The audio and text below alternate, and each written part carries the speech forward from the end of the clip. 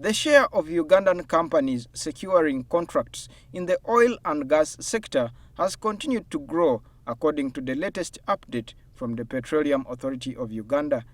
However, the value of contracts is still low at about 15% of the total approved amounts.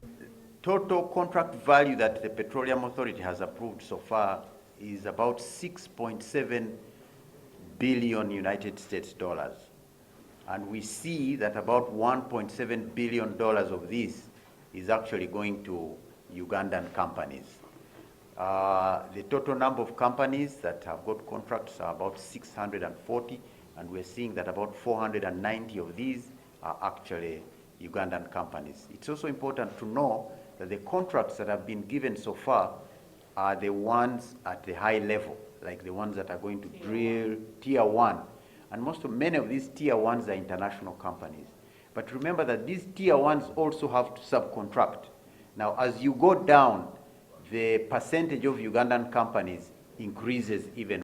A limited capital base and high industry standards are locking out Ugandan companies from securing huge contracts from the oil sector, and therefore alternative financing and training are required.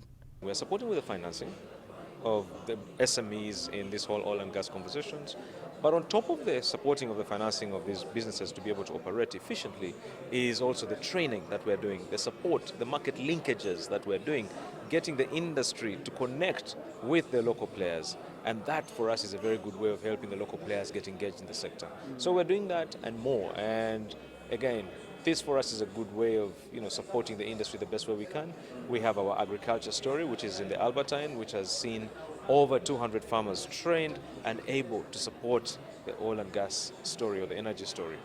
The oil sector has 16 categories of goods and services which are ring-fenced for Ugandans, and only companies registered under the National Supplier Database can supply such goods and services. Paul Murungi, NTV Business.